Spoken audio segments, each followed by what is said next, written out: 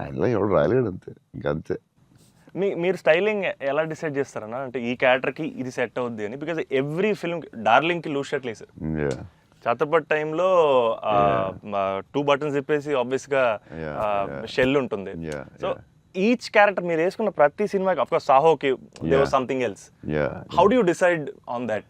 డెఫినెట్గా director and costume designer కూడా, but ఏదో ఒక ఎఫర్ట్ పెట్టాలి ఒక సినిమాకి అనేది కొంచెం పుష్ చేస్తాను నేను కూడా. సో బాస్కిన్ అప్పుడు డార్లింగ్ అప్పుడు అడిగాం, అరే ఏం చేద్దాంరా, ఇది ఫస్టే రిస్క్ చేస్తున్నావు లవ్ స్టోరీ, ఇది ఆడాలి ఎలాగనే. కానీ కన్నా కాన్ఫిడెన్స్, కానీ నేను ఛత్రపతి లవ్ స్టోరీ చేస్తే చూస్తారు లేదా టెన్షన్ ఉంది. సరే ఇది కొంచెం జాగ్రత్త చేయాలరా, మన రిస్క్లు వద్దు, ఆల్రెడీ ఒక రిస్క్ చేస్తున్నా వద్దు అని ఆడు ఒక డ్రెస్ చూపించాడు, చూపిస్తున్నాడు వేరే డిఫరెంట్. ఈ లూజ్ డ్రెస్ ఏంట్రా బాగుంది అన్నాను. ఇచ్చేద్దామా డార్లింగ్ అన్నాడు బాస్కి. అంటే కొంచెం రిస్కే కానీ వెళ్ళిపోదాంరా అన్నాను. చేసేద్దాం డార్లింగ్, బాగుంటుంది, నీ హైట్కి బాగుంటుంది అన్నాడు. నువ్వు కాన్ఫిడెంట్గా ఉన్నావు కదా అని. ఎందుకంటే ఇది చూపిస్తే ఎవడో ఇంపాసిబుల్ అది యాక్సెప్ట్ చేయడం. కరుణాకరన్ గారు సూపర్, కానీ బట్ నార్మల్గా ఎనీ ఫిలిం మన ఒక డైరెక్టర్కి వెళ్ళి లూజ్ డ్రెస్లు నేను వేస్తానంటే ఇదేంటి మీరు టైట్ వేయాలి, మీరు ఇలా ఉండాలి అంటారు కదా బేసిక్లీ. కానీ లక్కీలీ కరుణాకరన్ గారు యాక్సెప్ట్ చేశారు. కానీ మేము అనుకున్నాం అంత ఈజీగా యాక్సెప్ట్ చేయరు, కానీ మేము ధైర్యం చేసి చేస్తాం. అదొక స్టైల్ అంతే. అది మేము చాలా మోసపోయాం అన్న, మీరు వేసుకున్న బట్టలని కొనేసుకొని. అవి మీరు వేసుకున్నారు కాబట్టి బాగున్నాయి, మేము వేసుకున్నప్పుడు మా మీద ఎలా ఆడుతున్నాయి అవన్నీ లూజ్ షర్ట్లు. అంటే అదొక యా, దాన్ని కరెక్ట్గా వేయాలి. లూజ్ డ్రెస్ మాత్రం జాగ్రత్తగా, నీకు బాగుంటుంది, నువ్వు టాలే కదా. కాకపోతే అది అప్పుడు ఎక్కడ చూడలేదు కదా. సో అది కొంచెం మనం వేసుకుంటే రిస్క్, జనాలకు తొందరగా అందులో ఏంటి అంత లూజ్ ఉంది, అక్కడ లూజ్ ఉంది, ఎక్కిస్తారు లూజ్ ఉంది, ఇది లూజ్ ఉంది, అది ఉంది, కావాలని దానికి ఒక క్యారెక్టర్ పెట్టాం. ఆ లూజ్ జారుతా ఉంటే బస్కి ఒకటి జారి ఇలా పెడదాం, దాన్ని లేపుతా ఉంటాను, ఒకటి ప్యాంట్ లేపుతా ఉంటాను, కావాలని దానికి ఒకటి డిజైన్ చేసాం. యా నువ్వు అడిగితే యా అది అప్పుడు ఆ టైంలో రిస్క్ అది. ఇప్పటికే అజయ్ అని అడుగుతుంటాను ఇప్పటికీ, అంటే నాకు ఇప్పుడు అన్న ఇప్పుడు ప్రభాస్ అన్న ఏ షర్ట్ కొంటున్నారు, షాపింగ్ వెళ్తే ఏం షాపింగ్ చేస్తారు, ఆయన షాపింగ్ స్టోర్లు అని చెప్పేవాళ్ళు. బికాజ్ నాకు ఆయన ట్రెజర్ ట్రోవ్ ప్రభాస్ అన్న స్టోరీస్. అజయ్కి నాది ఒక స్టోరీ ఉంది, చెప్పచ్చా లేదు తర్వాత కాకపోతే నచ్చకపోతే తీసే. అజయ్ ఏంటంటే ఏ సినిమాకి రాదు, మన బుజ్జిగాడికి మిలాన్ బుజ్జిగాడి డ్రెస్సింగ్ చింపేయాలని డిసైడ్ అయ్యాం. ఎక్కడ బాస్కిని అడిగాను, బెస్ట్ వరల్డ్స్ బెస్ట్ ప్లేస్ చెప్పు బాస్కి అండి. మిలాన్ ఇస్ ద బెస్ట్ అన్నాడు. Okay will go to Milan. So Milan వెళ్ళాం, అజయ్ అందరూ వెళ్ళి నేను షాపింగ్ సూపర్ ఫాస్ట్, అంటే కంగారు వచ్చేస్తుంది. అంటే 3 ఫ్రెండ్స్ ఒకళ్ళు క్రెడిట్ కార్డ్ బిల్ కడతా ఉంటారు, ఒకళ్ళు నేను వేరే షాప్కి వెళ్ళిపోతాను ఆ టైంకి, వేసుకుని ఇప్పి అది సూపర్ ఫాస్ట్. 30 షర్ట్లు ఉంటాయి, అంటే ఇప్పుడు షర్ట్లు వేయట్లేదు అసలు, ఇప్పుడు ఆ బతుకు ఎక్కువైపోయినట్టుంది. ముందు అట్లీస్ట్ వేసుకుని ఇప్పుడు వేసుకోవట్లేదు, అది దాన్ని ఇప్పుడు ఇంకా ఫాస్ట్. సో ఆ ఫాస్ట్లో నేనంటే దాని మీద ఉంటాను. నేను బాస్కి ఈ డ్రెస్ బాగుంటుందా, ఇది బాగుంటుందా, అది బాగుంటుందా అని ఆలోచిస్తున్నాం. అజయ్ వచ్చి పాపం హెల్ప్ చేద్దాం.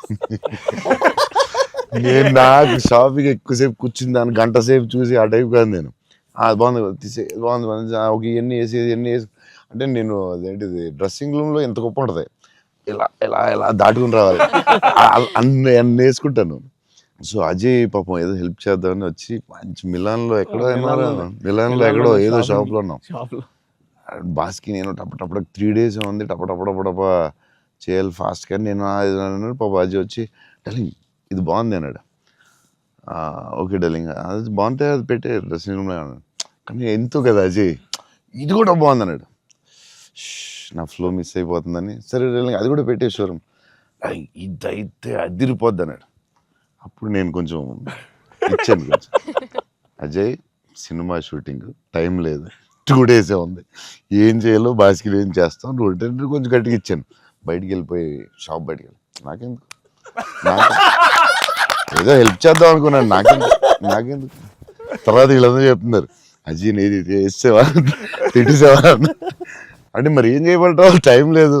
అజయ్ ప్రతి షర్టు చూసి ఆపుతున్నాడు, 10 షర్ట్లు చూపించాడు, నాకు అంత టైం లేదు.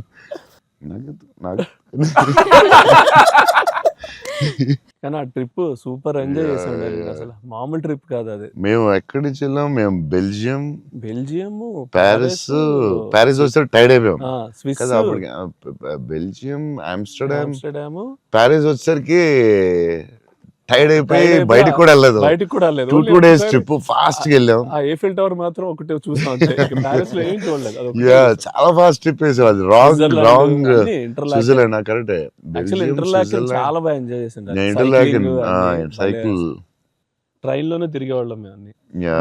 ట్రైన్స్ లో వెళ్ళిపోయాం. Beautiful trip that was. Trip అది. అన్న నేను ఒక షాకింగ్ న్యూస్ విన్నానన్న.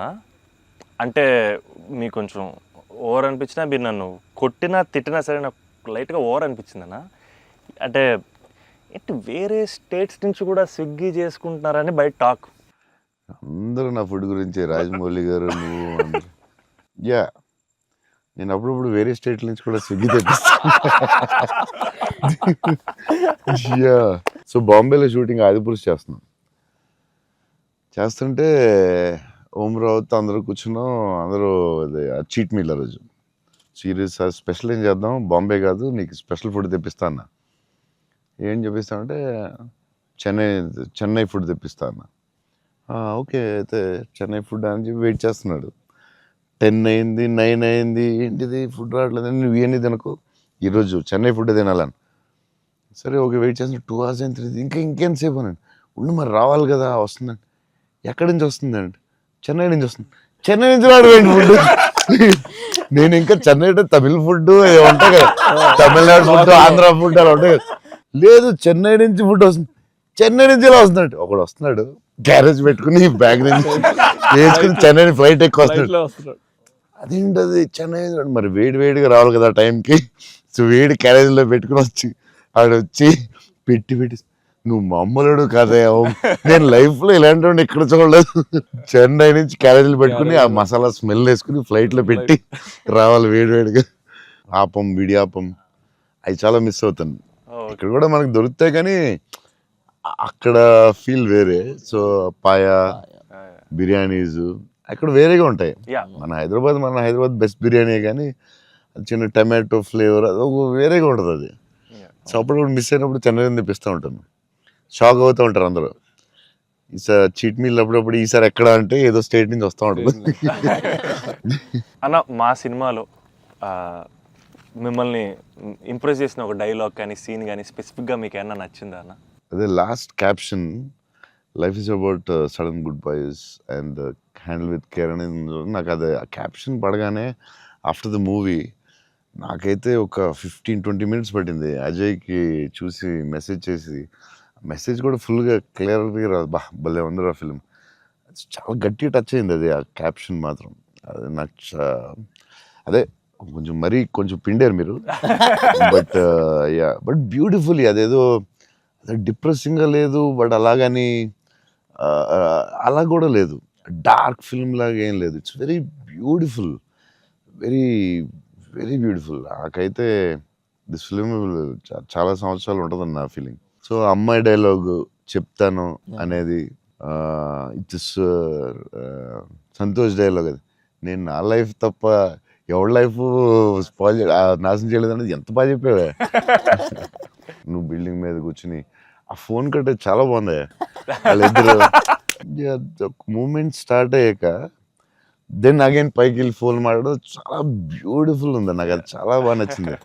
అది నార్మలీ ఇట్స్ నెక్స్ట్ స్టెప్ కదా, ఆపి ఫోన్లో మాట్లాడి అక్కడి నుంచి ఇంకో స్టెప్ వెళ్ళి ఫోన్లో ఒక స్టేజ్కి వెళ్ళిన తర్వాత ఇట్స్ వెరీ వెరీ నైస్, చాలా బాగుంది.